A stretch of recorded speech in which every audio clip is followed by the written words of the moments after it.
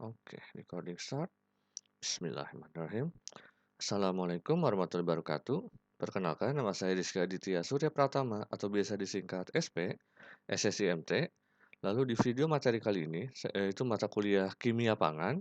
Di pertemuan ke-9 ini, saya akan bahas sedikit mengenai pengemasan bahan makanan, atau mungkin lebih sering dikenal sebagai food packaging. Oke, itulah kira-kira inti dari video materi kali ini. Ya, seperti biasa ya, sebelum saya mulai materinya, supaya lebih mengenal dan lebih terbayang mengenai food packaging and labels, di mana sumbernya dari Alimentarium Academy YouTube channel. Mari kita tonton dulu ya video singkat ini mengenai food packaging dan labelnya ini. Pentingnya apa sih pengemasan makanan dan juga label dalam kemasan tersebut? Kira-kira seperti itu inti dari video ini. Oke, mari kita tonton saja dulu.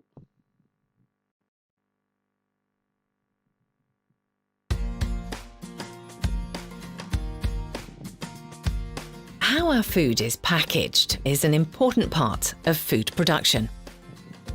Packaging protects food from contamination from other things. Traditionally, food would be wrapped in natural materials such as cloth or leaves. In Roman times, wine and oils would be stored in pots like these amphorae, or in wooden barrels invented by the Gauls, Celtic people who lived in France from 350 BCE. Glass bottles and jars are some of the oldest ways to store liquids or preserves, or to transport them from one place to another. Today we get our drinks in lots of different kinds of ways. We're all familiar with aluminium cans, but these are quite new, invented in the late 1950s. Plastic-lined cartons used for milk or orange juice were invented in 1951.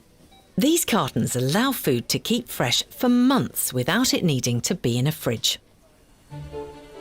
Lighter and less breakable than glass, plastic bottles began to be widely used for drinks in the 1950s. But using plastic bottles really took off in the 1970s, with the invention of a new kind of plastic that could also be used for fizzy drinks. Today, plastic bottles are used in their billions. They're one of the most successful inventions of the 20th century.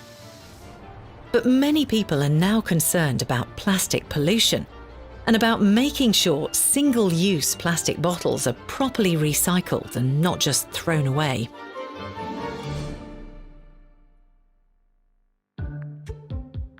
Now, packaging also has another purpose. It's become an important way of attracting us to buy one particular food product over another. But packaging is also an important source of information. It helps us as consumers to know exactly what it is that we're buying. When you buy a product from a shop, you'll see a list of every ingredient it contains. The ingredients are listed in order, with the biggest, by weight, first. Things people may be allergic to are also listed, like nuts, for example. The packaging tells you when the food or drink should be used by. And importantly, it often tells us where a product comes from, so that you know how far it's travelled. All of these things help us make informed decisions about the food we buy.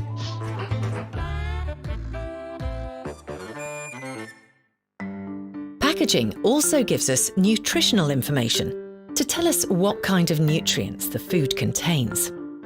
Some countries use visual guides to help us understand this easily, such as the traffic light system. Here, the percentages of fat, saturated fats, sugars and salt, things we should make sure we don't eat too much of, are colour-coded. Red means it contains high levels, good for an occasional treat. Amber means it contains medium levels, fine in a balanced diet. And green means the food has low levels of these ingredients and can be eaten without worrying too much about getting lots of salt, sugar or fat.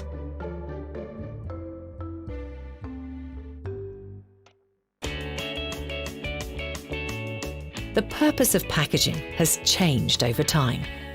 Today, packaging is designed to make it easier to know what we're buying and for the product to compete for our attention in a crowded food market. But packaging is also facing one of the biggest challenges of the food industry today. Is there too much of it? Sometimes our food comes wrapped in plastic and cardboard that we just don't need. Even simple things like vegetables or fruit come wrapped in plastic, even though we don't need complicated labels to understand them.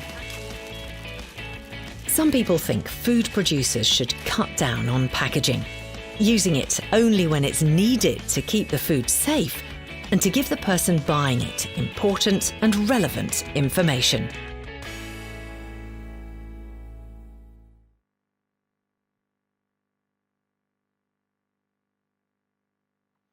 Oke, kira-kira seperti itu video singkatnya. Ya, semoga bisa dimengerti ya, karena mungkin saya juga dengarnya ini logatnya agak-agak British gitu. Oke, barulah saya masuk ke materinya. Saya mulai dari definisinya dari pengemasan itu sendiri. Jadi, makanan seperti yang kita tahu, biasanya kalau kita beli makanan itu pasti dalam bentuk kemasan. Nah, pengemasan itu sendiri merupakan suatu sistem yang terkoordinasi untuk menyiapkan barang menjadi siap untuk ditransportasikan, didistribusikan, disimpan, dijual, dan dipakai. Nah, adanya wadah atau kemasan ini itu dapat membantu mencegah atau mengurangi kerusakan, melindungi produk yang ada di dalamnya, melindungi dari bahaya pencemaran, serta gangguan secara fisik, baik itu dari gesekan, benturan, dan getaran.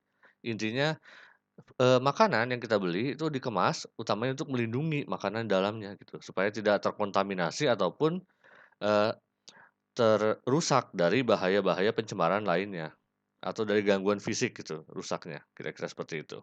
Nah, secara umum, fungsi dari kemasan itu ada 5, yaitu 5 ini ya, yaitu sebagai wadah atau tempat, untuk menyimpan makanannya, untuk melindungi makanan dan juga untuk mengidentifikasi isinya itu apa sih makanan tersebut. Jadi biasanya sekarang itu dari packaging-nya aja kita sudah bisa tahu gitu, makanan itu apa sih, kira-kira seperti itu. Karena itu juga untuk branding-nya ya.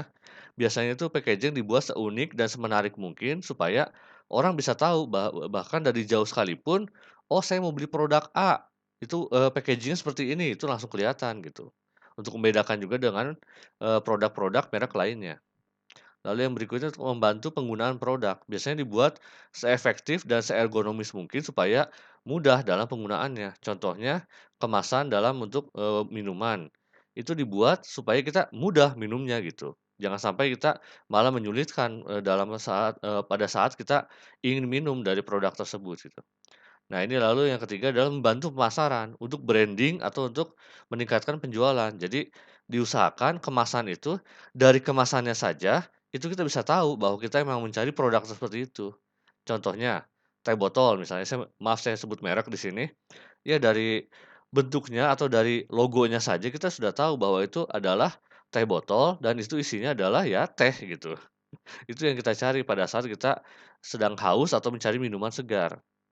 Itu kira-kira, dan juga membedakan dengan produk-produk teh-teh lainnya gitu kan. Karena bisa dilihat teh botol itu ya unik, namanya teh botol tapi ada juga yang dalam bentuk kotak atau dalam bentuk, kaleng, itu ada juga, tapi namanya tetap teh botol gitu kan. Lalu ini juga nah ini meningkatkan efisiensi. Jadi ya intinya sih supaya produk makanan yang kita makan itu efisien dalam kita supaya, lebih efisien pada saat kita makan atau kita minum gitu. Jangan sampai kita membeli makanan, tapi pengemasannya malah menyulitkan gitu dalam misalnya membuka makanannya atau minumannya. Dan yang terakhir itu memenuhi regulasi. Jadi yang namanya makanan, itu regulasinya atau peraturannya cukup ketat, terutama dalam pengemasannya. Tidak boleh dikemas sembarangan gitu. Jadi misalnya yang mudah busuk, itu harus disimpan atau dikemas dalam misalnya kemasan logam, misalnya makanan kaleng. Itu masih di-preserve atau dikemas dalam suatu packaging yang memang dapat membantu si makanan tersebut tidak mudah busuk gitu. Jadi sesuai dengan peruntukannya dan juga sesuai dengan aturan yang berlaku, oke? Nah, berikutnya saya akan fokus ke kemasan sebagai wadah. Apa saja sih yang diperlukan Agar kemasan ini dapat digunakan sebagai wadah atau tempat penyimpanan makanan, yang pertama, keseragaman ukuran. Jadi ya kalau bisa dibuat itu ukurannya sama sama banyak gitu.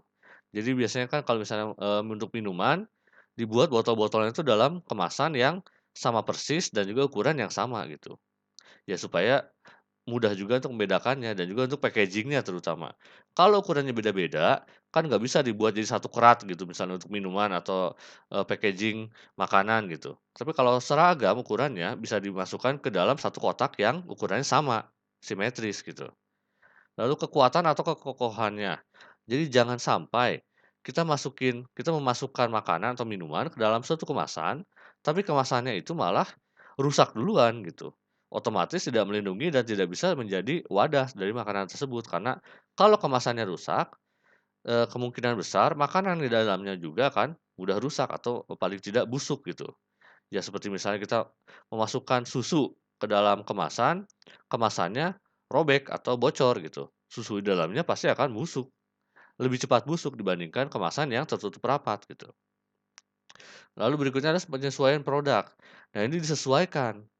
Kemasannya itu disesuaikan tergantung produk yang akan dikemas gitu. Jadi jangan sampai kita mengemas susu tapi di kemasan yang mudah bocor seperti tadi itu. Kita usahakan kemasan itu sesuai dengan makanan atau minuman yang dikemas tersebut supaya sesuai dengan peruntukannya. Berikutnya adalah daya tahan dari kerusakan selama pengangkutan. Ini juga penting karena dikemas oke, kuat, tapi pada saat ditransportasikan dari satu tempat yang lain ternyata rusak kemasannya, itu NG juga, not good. Harus kuat itu pada saat ditransportasikan. Next adalah tidak mengkontaminasi produk. Ini juga penting. Jadi jangan sampai kita memasukkan makanan atau minuman ke dalam suatu kemasan, tapi kemasan tersebut malah dapat bereaksi dengan makanan tersebut sehingga malah mengakibatkan ya suatu senyawa atau substansi yang tidak diharapkan gitu. Berikutnya adalah daya tahan dari pengaruh lingkungan. Ini biasanya utamanya dari kebusukan ya. Jadi kita biasanya itu kita lihat kemasan apa sih supaya makanan atau minuman yang dimasukkan ke dalamnya itu tidak mudah busuk atau tidak mudah rusak dari pengaruh lingkungan. Lalu melindungi dari serangan hama jelas ya. Kita masukkan, makanan atau minuman ke dalam wadah itu untuk melindungi dari pengaruh-pengaruh eksternal, salah satunya dari serangan hama ini. Dan terakhir, tidak beracun. Ini juga masuk ke yang ini, tidak mengkontaminasi produk. Jangan sampai kita masukkan, makanan atau minuman ke dalam suatu kemasan, tapi kemasannya memiliki racun gitu. Dalam hal ini misalnya plastik tapi plastiknya itu, eee memiliki kandungan senyawa yang dapat menyebabkan racun dalam makanan tersebut gitu. Jangan sampai seperti itu kita masukkan makanan, makanannya malah beracun setelah dimasukkan. Oke. Next adalah kemasan untuk perlindungan. Jadi seperti yang saya jelaskan di awal tadi, salah satu fungsi kemasan adalah untuk melindungi makanan. Nah, melindungi dari apa saja? Dari ini bisa dilihat dari sini, di list ini. Melindungi dari gesekan, getaran dan benturan atau, gangguan-gangguan fisik, lalu melindungi dari air dan debu, ya jangan sampai kita masukkan, misalnya kebanjiran gitu, makanannya terus ya rusak karena kemasannya rusak duluan oleh air dan debu. Lalu melindungi juga dari pengaruh lingkungan, ini sudah saya jelaskan tadi, seperti misalnya suhu, udara, uap air, dan sinar UV. Lalu berikutnya, melindungi juga dari serangga dan hama, dan juga manusia, karena bukan berarti manusia juga tidak bisa merusak ya, bisa jadi pada saat kita memegang makanan, tangannya itu kotor sehingga malah mengkontaminasi makanan yang kita masukkan tersebut. Karena itu dalam packaging ini, kebersihan atau sanitasi itu merupakan hal yang paling utama gitu. Jangan sampai kita memasukkan makanan ke dalam kemasan yang kotor. Atau pada saat kita memasukkan, kondisi tangan atau lingkungan kita itu juga kotor. Sehingga akibatnya apa? Makanan yang dimasukkan tidak terlindung dari kotoran atau dari kontaminan gitu. Dan ini terakhir adalah melindungi dari pengaruh fisik. Ya ini masuk ke yang awal sih, mohon maaf jadi double ya. Intinya sih, untuk melindungi dari berbagai macam faktor eksternal. Itulah fungsi utama dari kemasan sebagai perlindungan, oke. Nah untuk melindungi tersebut, bahan dasarnya untuk kemasan itu bisa lihat ada 10 yang biasa digunakan, yaitu mulai dari plastik, selofan, kertas, karton, karet, elastomer, logam, paduan logam atau stainless biasanya, keramik, dan atau gelas. Oke, biasanya 10 macam inilah yang digunakan untuk digunakan sebagai kemasan makanan.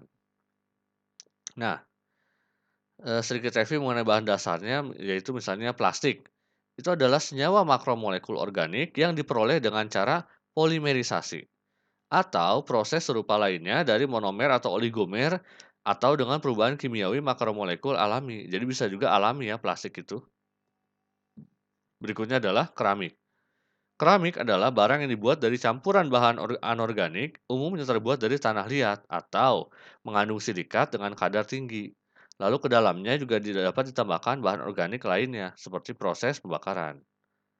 Lalu untuk yang populer berikutnya adalah gelas. Itu adalah campuran pasir dan soda abu atau serbuk mineral atau pasir putih dengan titik keleleh yang rendah, batu kapur, dan pecahan atau limbah atau gelas yang didaur ulang. Ini ya biasanya yang populer digunakan sebagai kemasan makanan.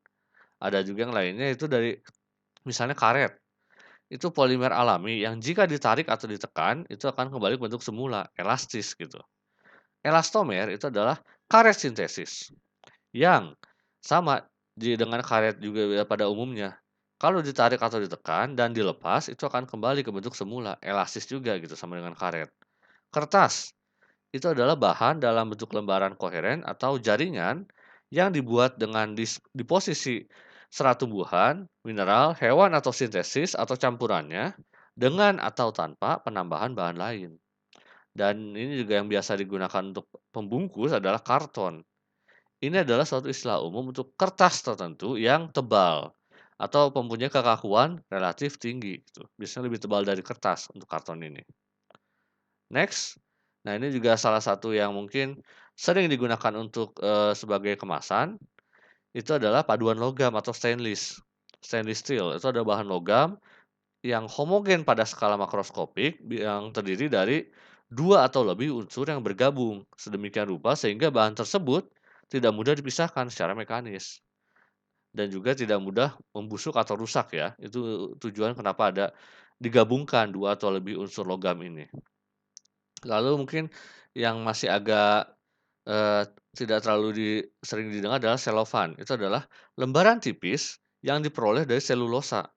Biasa berasal dari kayu atau katun yang tidak dapat didaur ulang, tapi masuk food grade. Jadi bisa digunakan sebagai pengemas makanan. Contohnya seperti ini.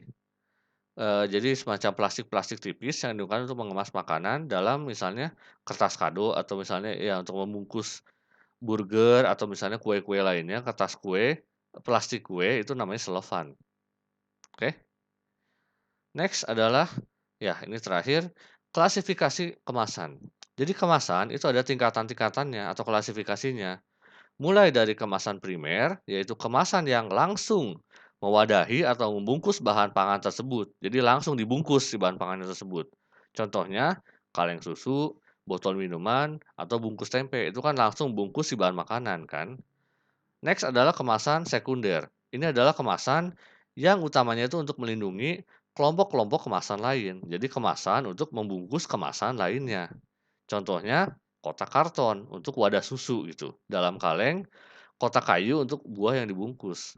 Jadi udah ini kemasan yang digunakan untuk mengemas kemasan lainnya. Kira-kira seperti itu. Lalu ada juga tingkatan yang lebih atas lagi adalah kemasan tersier atau kuartener. Ini adalah kemasan untuk mengemas setelah kemasan primer, sekunder, atau tersier. Jadi ada kemasan primer yang dibungkus oleh kemasan sekunder, yang dibungkus lagi oleh kemasan tersier atau kuartener ini.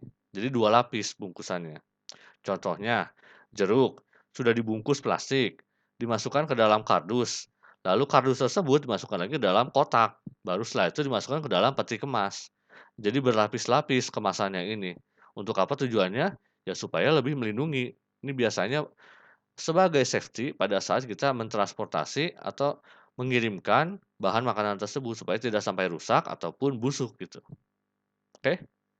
Itu kira-kira yang bisa saya jelaskan mengenai food packaging atau kemasan makanan ini. Terima kasih banyak sudah menonton video ini sampai akhir. Jangan lupa klik like, komen, dan juga subscribe channel saya ini. Wassalamualaikum warahmatullahi wabarakatuh.